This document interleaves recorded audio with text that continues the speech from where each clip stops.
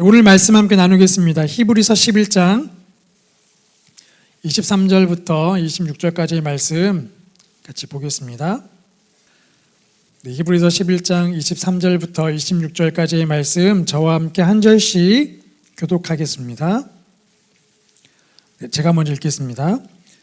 믿음으로 모세가 낳았을 때에 그 부모가 아름다운 아이임을 보고 석 달 동안 숨겨 왕의 명령을 무서워하지 아니하였으며 모세는 장성하여 바로의 공주의 아들이라 칭함받기를 거절하고 도리어 하나님의 백성과 함께 고난받기를 잠시 죄악의 낙을 누리는 것보다 더 좋아하고 그리스도를 위하여 받는 수모를 애굽의 모든 보화보다 더 큰 재물로 여겼으니 이는 상 주심을 바라봄이라. 아멘. 네, 오늘은 그분 모시고 세상 속으로 두 번째 시간이죠. 거절할 수 있는 용기라는 제목으로 말씀을 나누려고 하겠습니다. 우리 자매님들은 거절을 잘하는 편이십니까? 거절, 누군가 부탁을 할 때에 거절을 잘 하시는 편인가요? 거절을 잘한다고 하면 괜히 인색해 보이고 또 거절을 못한다고 그러면 괜히 줏대 없이 보이는 거절에 있어서는 참 애매한 부분입니다. 근데 우리가 거절을 왜 못할까? 다른 사람이 우리에게 부탁을 할 때에 왜 우리가 그 거절을 못하고 자꾸 그 부탁을 들어주게 될까? 그래서 그런 오해도 받지 않습니까? 엄마는 밖에 나가면 되게 잘해. 집에 오면 변해. 우리한테는 엄청나게 쌀쌀맞게 구고 밖에 가면 어찌 사람들의 말에 그렇게 살갑게 웃고 네네네 그러시는지 아주 인격자야 라고 그런 말들을 저희가 흔히 듣는, 흔히가 아니죠. 자주 듣기도 합니다. 근데 왜 이렇게 거절을 못하게 될까? 우리는 여러 가지 이유가 있지만 가장 큰 이유는 그 사람들의 시선을 우리가 신경 쓰기 때문입니다. 그 사람이 나에게 대해서 어떻게 평가를 내릴까? 나를 뭐라고 할까? 그래서 우리가 거절을 잘 못하게 되죠. 그러다 보니까 이제 이 거절을 못하는 스트레스가 크고 그러다 보니까 서점에도 보면 거절을 잘하는 법에 관련된 책들이 참 많습니다. 거절을 거절하지 못하는 이유가 무엇인가? 이런 말부터 해서 거절 잘하는 법, 나는 나입니다. 이런 책들이 참 많습니다. 거절 참 어렵습니다. 특히나 우리의 삶에 참 달콤하게 들어오는 그 죄의 유혹에 대해서는 정말 거절하기가 어렵죠. 특히 이렇게 지금은 이제 여름이 끝났으니까 다이어트를 이제 다 잠시 접어두실 텐데 다이어트 할 때에 그 달콤한 음식이 눈앞에 들어온 순간 다이어트는 오늘부터 하는 게 아니라 내일부터 하는 거야. 그러면서 이렇게 먹지 않습니까? 이 달콤하게 들어오는 그 죄의 유혹은 너무나 달콤해서 거절하기가 참 어렵습니다. 그래서 우리가 이번 10월 주제처럼 하나님을 모시고 세상 속으로 들어갈 때에 이 거절이라는 행동은 우리에게 참 중요한 덕목이죠. 그러면 우리가 어떻게 하면 거절을 잘할 수 있을까? 거절할 수 있는 그 용기와 힘은 도대체 어디서 나오는 것인가? 오늘 저희가 읽은 이 히브리서 11장 말씀은 믿음장이죠. 성경에 나오는 수많은 인물들을 믿음이라는 관점으로 그들의 삶을 쭉쭉쭉 분석하면서 믿음의 삶이 어떤 것인가를 보여주고 있습니다. 히브리서 11장 6절을 보면 그들이 살아간 그 공통점을 보여주고 있는데요. 우리 함께 같이 읽어보겠습니다. 시작. 믿음이 없이는 하나님을 기쁘시게 하지 못하나니 하나님께 나아가는 자는 반드시 그가 계신 것과 또한 그가 자기를 찾는 자들에게 상 주시는 이심을 믿어야 할지니라. 아멘. 믿음의 사람들은 하나님을 향한 두 가지 믿음이 있었습니다. 하나님은 반드시 계신다. 이거는 웬만한 사람도 또 믿지 않습니까? 근데 두 번째가 중요하죠. 하나님은 어떤 분이냐? 자기를 간절히 찾는 자들에게 상 주시는 분이시다. 이거의 믿음, 이 두 가지 믿음이 믿음의 사람들의 삶에 나타나는 공통점이라는 것입니다. 그러면 오늘 본문 저희가 읽은 이 믿음의 인물 중에 모세에 대한 부분인데 그럼 모세는 그 믿음을 가지고 어떻게 살았나? 그리고 그 모세의 삶에서 거절할 수 있는 용기를 어떻게 발견할 수 있나? 오늘 본문을 통해서 제가 세 가지의 모습을 볼 수가 있는데요. 우리 먼저 23절 말씀을 같이 읽겠습니다. 시작. 믿음으로 모세가 낳았을 때에 석 달 동안 숨겨 왕의 명령을 무서워하지 아니하였으며 이 23절 9절 통해 저희가 발견하게 되는 첫 번째는 하나님께서 주신 아름다움을 발견할 때에 세상의 명령을 거절할 용기가 생긴다는 겁니다. 하나님이 주신 아름다움을 발견할 때 세상을 거절할 용기가 생긴다는 거죠. 당시 이스라엘 상황을 보면 요셉을 알지 못하는 새로운 왕이 일어나기 시작했고 그 왕이 다스리다 보니까 히브리 민족들이 숫자가 점점 많아지고 강해지는 걸 보았습니다. 야, 이렇게 하다가는 우리가 정작 히브리 저 민족들한테 우리나라가 뒤집힐 수 있겠다. 그래서 정책을 바꾸죠. 강압 정책을 펼칩니다. 히브리 민족들을 강압적으로 탄압하죠. 거대한 건축물을 세우는 그런 노역의 히브리 남자들을 끌고 와서 노동을 시키고 일을 시킵니다. 그들로 하여금 힘을 쫙쫙 빼게 하죠. 그럼에도 불구하고 계속 그들의 힘이 강해지자 나중에는 결국 말살 정책을 펼칩니다. 모든 남자 아기들, 태어난 남자 아기들은 다 죽여라. 자, 그런 상황에서 이 당연히 부모의 마음이라면 우리 아이를 어떻게 하면 보호할까? 우리가 죽더라도 이 아이는 보호하자라는 이 부모의 마음은 당연히 우리 안에 갖게 되는 마음이죠. 그런데 이 모세의 부모는 그 아기를, 남자아기 모세를 보호했던 이유가 단지 모성애에서 비롯된 것이 아니라 다른 이유라고 성경은 소개하고 있죠. 바로 그 아기가 아름다운 아이였다라는 것입니다. 우리 자녀들 가운데 아름답지 않은 자녀가 어디 있습니까? 다 아름답고 다 귀하지 않습니까? 그런데 왜 그 부모는 모세가 아름답다라는 것을 발견했을까? 이 아름다움이라는 단어에 특별한 의미가 담겨 있죠. 저희가 이제 어쩌다 보면 이렇게 어떤 특별한 모임, 호텔이나 어떤 특별한 장소에 가게 되는 기회가 생기면 저희가 특별히 그 장소에 어울리게 이렇게 옷을 갖춰 입지 않습니까? 막 정장을 갖춰 입고 막 다려 입죠. 예쁜 옷을 입고 갑니다. 왜냐하면 그곳에 갔을 때의 나의 가치를, 나의 어떤 위엄을 잘 드러내고 싶은 거죠. 바로 이 가치, 위엄이라는 단어가 이 품위라는 단어, 품위. 그 품위가 있느냐, 품위가 없느냐, 뭐 그런 말들을 이렇게 쓰지 않습니까? 여기 나오는 그 아름다움이라는 단어가 바로 이 품위라는 단어입니다. 그러니까 모세 부모가 모세를 봤을 때에 이 아기가 품위가 있는 것을 발견했다라는 뜻이죠.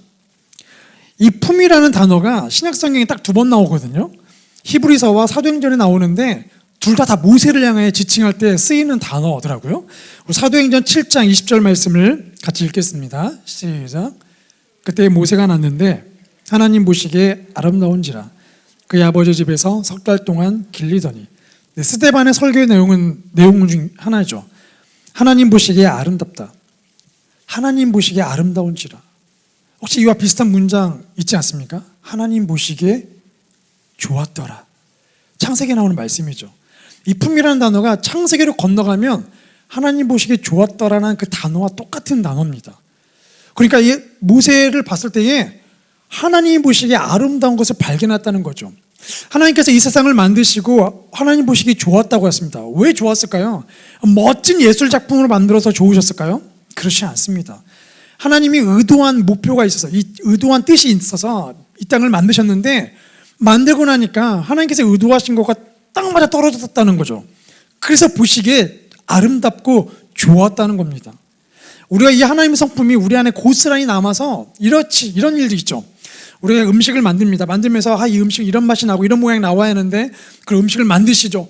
다 끝난 다음에 딱 만들고 나서 한번 먹어봅니다. 먹고 나서 의도했던 맛이 딱 나오게 되면 기분이 좋죠. 또 자녀들에게 딱 줬을 때에 엄마 너무 맛있다 할 때 기분이 좋지 않습니까? 이게 똑같은 겁니다. 엄마가 보기에 그 음식이 아름답더라. 의도했던 대로 나왔기 때문이죠. 그러니까 이 아름답다는 뜻은 하나님께서 목적하신 그 뜻과 그 의도가 그대로 나왔다는 거죠. 이게 모세의 부모의 영적 직감이 있었던 겁니다. 모세를 봤을 때에 하나님께서 이 아이를 향한 뜻과 목적이 있다라는 것을 직감적으로 알아차린 거죠. 그래서 아름다워 보였고, 그래서 목숨을 걸고 갈대상자에 넣어서 나일강에 띄우게 되었습니다. 여러분, 여기서 놀라운 점을 발견하게 되죠. 이스라엘 백성들은 지금 300년 동안 노예로 살아왔습니다. 물론 300년 내내 노예는 아니고 그전에는 이제 왕의 민족, 고귀한 족속으로 살다가 어느 순간 노예로 전락하게 된 거죠. 그런데 점점 시간이 지나면서 이 태어나는 자녀들은 자연스럽게 이집트의 권력, 이집트의 그런 채찍, 이집트의 혹독함 속에 당연히 길들여지면서 태어났고 그게 당연한 거라고 받아들이게 됩니다. 그러니까 노예 근성이 그 안에 점점 생기게 되는 거죠. 그런데 모세의 부모에게서는 노예 근성을 찾아볼 수가 없습니다. 노예 근성이면 왕의 명령에 무조건 순종해야 하거든요. 그런데 성경 본문은 왕의 명령을 무서워하지 아니하였다. 왕의 명령을 무서워하지 않는 노예, 앞뒤가 맞지 않는 말입니다. 모세의 부모에게서는 어떻게 왕의 명령을 무서워하지 않는, 왕의 명령을 거절할 수 있는 용기가 생길 수 있었을까? 바로 하나님께서 주신 사명을 발견했기 때문에 그렇죠. 이 왕의 명령은 이 세상의 가치관과 대세를 의미합니다. 이 세상의 대세, 가치관 진짜 강력하지 않습니까? 우리가 조금만 정신을 놓치고 살면 어떤 재정적인 부분에서, 자녀의 어떤 교육에 대한 부분에서, 성공이나 유행에 대해서 우리는 자연스럽게 그 세상의 가치관을 따라갈 수밖에 없더라는 거죠. 이번에 중고등학교에서 이제 중고등부에서 기독교 세계관 여호사 스쿨을 이제 제가 준비해서 이제 시작하려고 하는데, 이제 고등반 친구에게, 1학년 친구에게 너 이번 여호사 스쿨 이거 해야 한다. 이거 해야 네 믿음이 자랄 수 있다. 근데 그 친구 하는 말이, 저는 하고 싶은데 엄마가 하지 말래요. 왜? 너 미쳤냐? 학원 가야지. 학원 가서 공부해야지. 이 얘기를 하더라는 겁니다. 제가 그 얘기를 듣고 와, 당장 그 어머니께 제가 전화를 하고 싶더라고요. 와, 세상에 이 애가 가고 싶은데 엄마가 미쳤냐라는 말을 이 아이가 했더니, 여러분, 우리 안에 왜 어머님이 그런 말씀하셨을까요? 처음부터 그러진 않으셨을 겁니다. 자녀를 키우다 보니까 그렇게 키우면 안 되겠다는 생각이 들었겠죠. 물론 이 친구가 공부를 못하니까 학원을 몇 개를 다녀야 하는 상황은 맞는데, 이 자녀를 양육함에 있어서 세상의 가치관이 너무 거세다 보니까 어느 순간 나는 하나님이 내 왕이 아니라 이 세상이 나의 왕이 되어버렸고, 그 왕의 명령에 순종해야 하고, 그러다 보니까 신앙교육보다 학원 다니고 빨리 성적 올리는 게 중요하다는 그 대세에 순종하고 따라가게 되더라는 것이죠. 여러분, 하나님께서 우리에게 주신 그 사명, 나를 이 땅에 왜 보내셨나, 나를 이 가정에 왜 보내셨나, 그 사명을 발견하게 될 때 우리 존재가 아름답게 보이고, 내 자녀를 볼 때에도 하나님께서 내 자녀를 왜 우리한테 보내셨고, 내 자녀가 앞으로 무슨 일을 해야 하지, 하나님의 뜻과 사명을 발견할 때 내 자녀는 아름답게 보입니다. 그런데 이 세상의 왕의 명령에 따라 자녀를 보게 되면 어찌나 이렇게 미워 보이는지, 공부는 지질이 안 하고 엄마 말 엄청 안 듣고 학원 땡깡치고 그러면 진짜 미워 보이지 않습니까? 막 때려잡고 싶죠. 왜냐하면 우리가 이 세상의 왕의 명령에 따라 살고 있기 때문에 그렇습니다. 그래서 우리가 먼저 해야 할 역할은, 과연 하나님이 나를 지으신 의도가 무엇이고, 나를 창조하신 의도가 무엇이고, 내 소명은 무엇인가, 내 자녀를 양육할 때에도 하나님께 내 자녀에게 주신 소명이 무엇이고 뜻이 무엇인가, 이거를 발견할 때에 비로소 우리가 이 세상을 거절할 용기가 생기다라는 것이죠. 우리 또 두 번째 24절과 25절 말씀을 같이 읽겠습니다. 시작. 믿음으로 모세는 장성하여 도리어 하나님의 백성과 함께 고난받기를 잠시 죄악의 낙을 누리는 것보다 더 좋아하고. 아멘.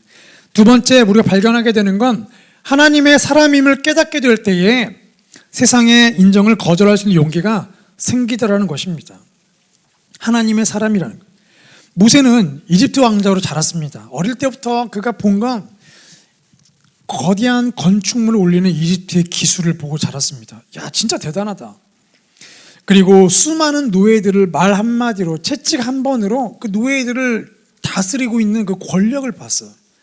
그리고 옆에 있는 조그만 나라들이 조공을 바치러 오는 모습을 보면서 그 이집트의 강대함과 그 크고 거대함을 보고 자랐습니다.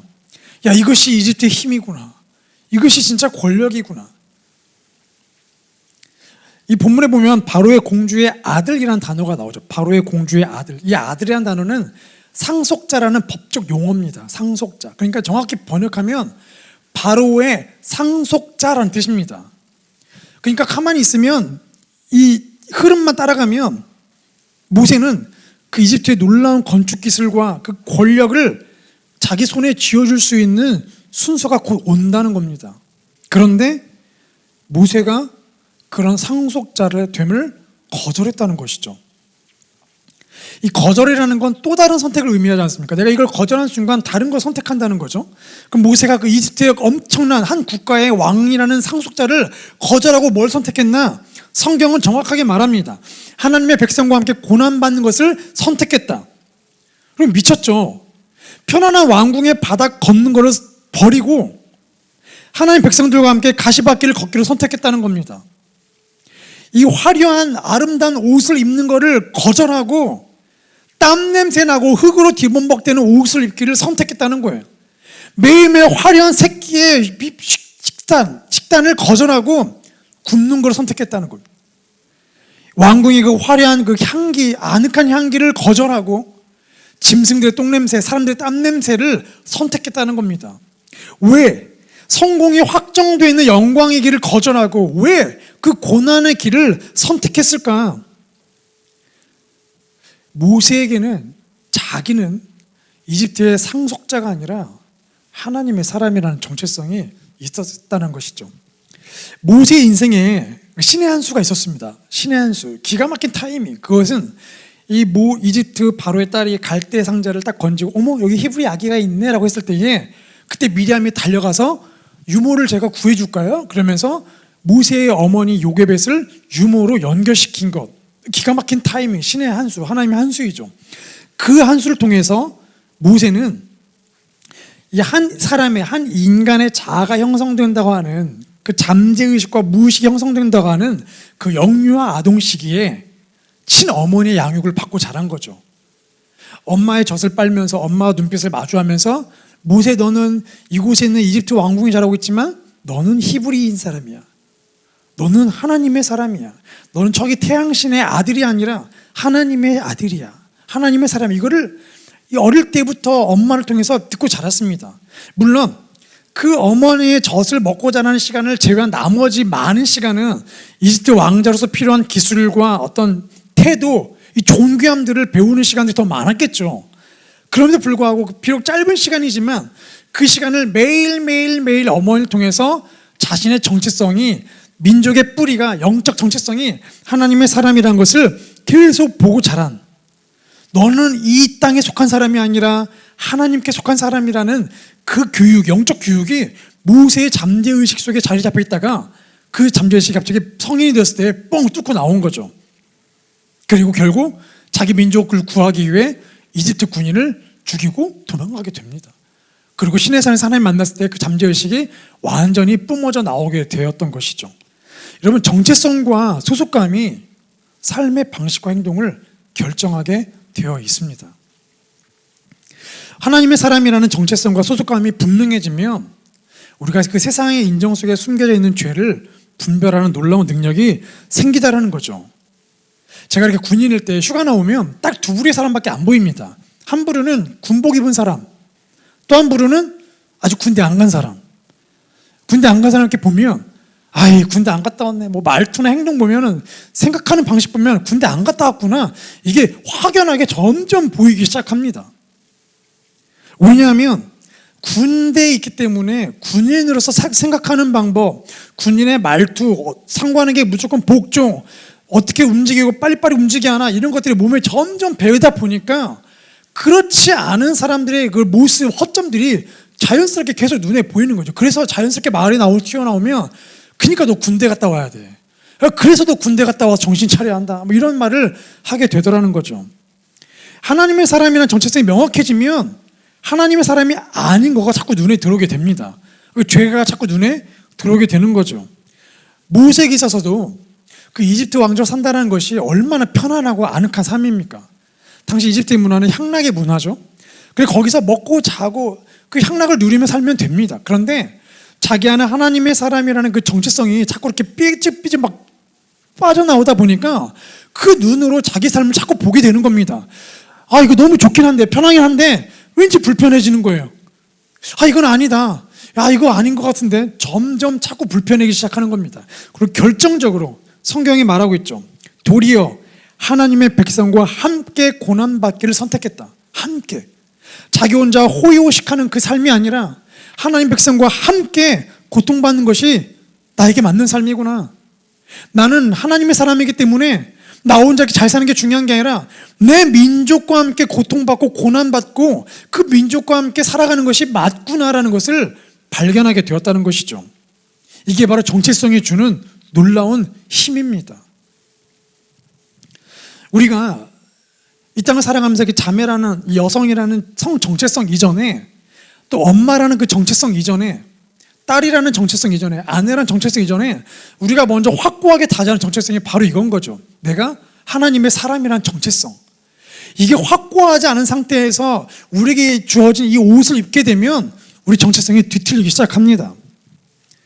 마찬가지 우리 자녀를 볼 때에도 내 자녀가 내 자식이 아니라 옆집 자식이 아니라 하나님의 자녀라는 그 정체성이 우리 눈안에 확고하게 열리지 않으면 자녀를 대하는 방식이 뒤틀려지기 시작하게 되는 거죠. 하나님의 사람이 아니면 내가 아내로서 인정받고 싶고 엄마로서 인정받고 싶고 딸로서 인정받고 싶고 일터에서 인정받고 싶은 그 세상의 인정의 욕구가 자꾸 올라오게 됩니다. 자녀가 하나님의 사람이라는 정체성 우리가 보지 않으면 자녀를 통해서 세상의 인정을 욕구하는 그 죄성이 계속 올라오게 되는 거죠.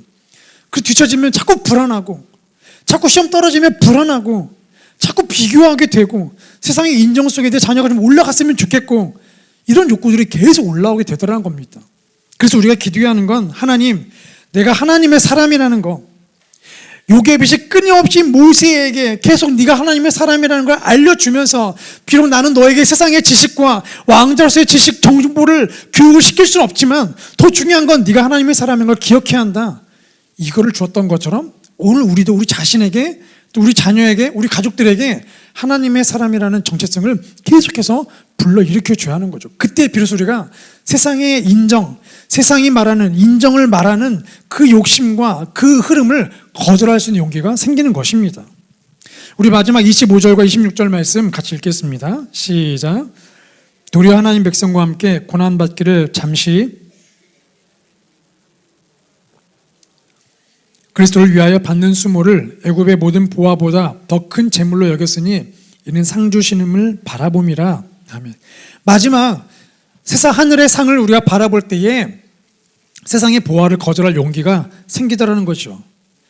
우리가 잘 알듯이 모세가 걸었던 그 광야의 길은 광야 여행 캠핑길이 아닙니다. 우리가 두세 명 자녀 키우는 거 진짜 어렵지 않으십니까? 진짜 어렵고 고난의 길이고 왜 나에게 이런 자녀를 주셔서 뭐 이런 기도하게 되잖아요. 그런데 그 두세 명 자녀 키우는 것도 너무나 힘든데 노예 근성으로 똘똘 뭉친 수백만 명의 이스라엘 백성 끌고 가는 모세의 스트레스는 얼마나 컸겠습니까? 아마 진작 스트레스 때문에 동맥경화 아주 진작 죽었을지도 모릅니다. 그런데 모세가 왜 그 이집트의 왕자의 삶을 내려놓고 왜 그 민족과 함께 고통받는 길을 선택했을까? 성경은 정확하게 말하죠.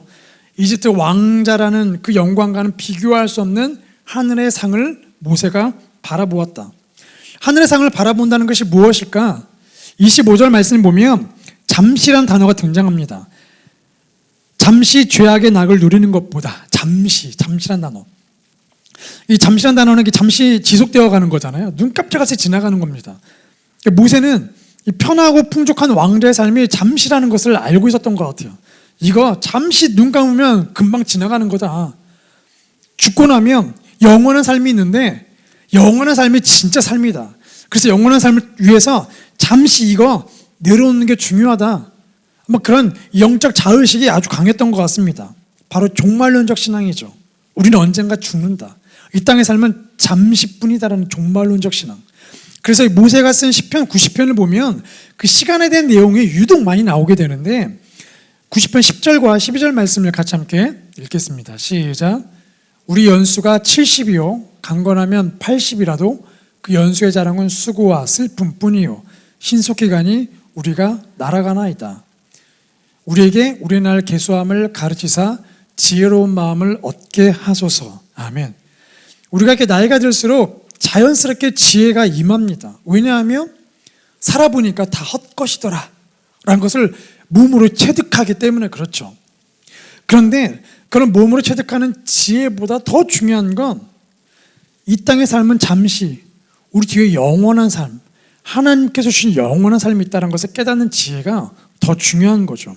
그래서 이 본문에 보면 모세가 그리스도를 위하여 받는 수모를 받았다라고 기록하고 있습니다. 애굽의 모든 보화보다 그리스도를 위하여 받는 수모, 그 치욕을 받기를 선택했다고 기록되어 있는데 원문을 보면 모세는 예수님이 태어나기 1500년 전 사람입니다.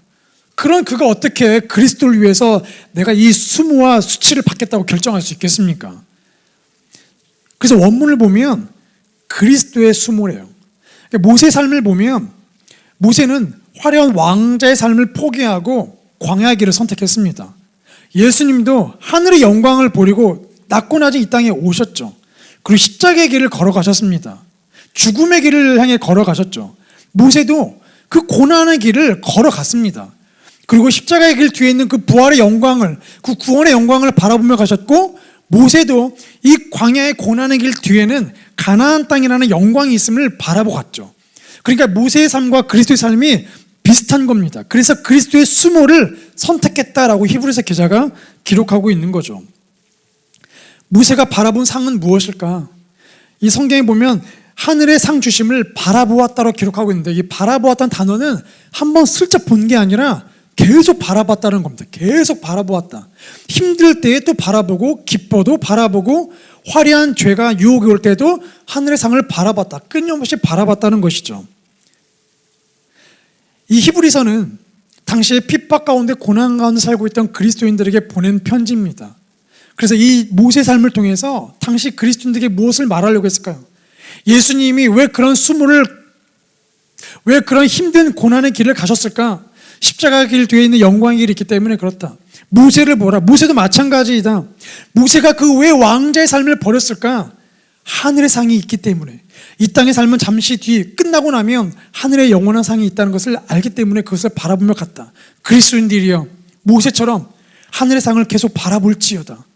예수님처럼, 모세처럼 이 땅의 화려한 삶을 꿈꾸지 말고 잠시면 사라질 것이기 때문에 영원한 그 상을 바라보라고 그리스도인들에게 계속 영적인 호소를 했던 것이죠. 그렇습니다. 우리가 하늘의 상을 바라볼 때에 이 땅의 보화를 거절할 수 있는 용기가 생기죠.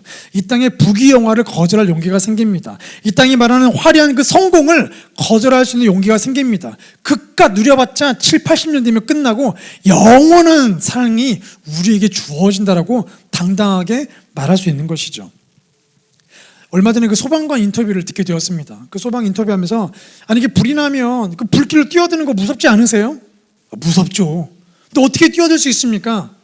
얼마나 훈련을 많이 받았기에 그 불길로 뛰어갈 수 있나요? 물어보니까 소방관이 이게 훈련받는다고 뛰어갈 수 있는 게 아니라 그냥 내가 소방관이니까 자연스럽게 뛰어 들어가게 되더라는 겁니다. 자기도 모르게 불길이 치솟으면, 사람 소리가 들리면 자기도 모르게 뛰어 들어가게 되더라는 거죠. 이게 바로 소방관이 갖고 있는 정체성, 소속감이죠.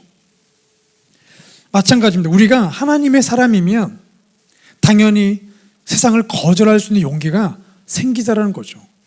이 땅에 주는 그런 화려함을 거절할 수 있는 용기가 생기게 되고, 이 땅의 화려함 뒤에 숨겨져 있는 죄를 분별할 수 있는 능력이 생기기 시작하고, 그래서 결국은 모세처럼 이집트 왕자, 그 성공의 영광, 확정 보장된 그 길을 내려놓고 예수님이 주신 그 길을 걸어갈 수 있다는 것이죠.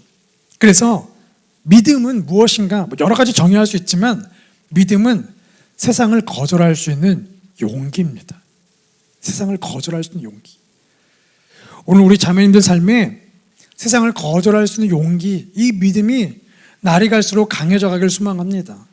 정말 먹음직스럽고 보암직스러운 이 땅의 그 화려함이 아니라, 그 화려한 옷이 아니라, 화려한 관계, 교제가 아니라 주님이 걸어가신 그 길, 사람 살리는 그 길, 사람을, 생명을 구원하는 그 길, 우리 자녀를 구원하는 그 길, 가족을 살리는 그 길, 그 생명의 길, 비록 고난의 길이랄지라도 그 길을 갈 수 있는, 그래서 하나님을 모시고 다시 우리를 보내시는 세상으로 가신 우리 자매님들 되기를 축복합니다.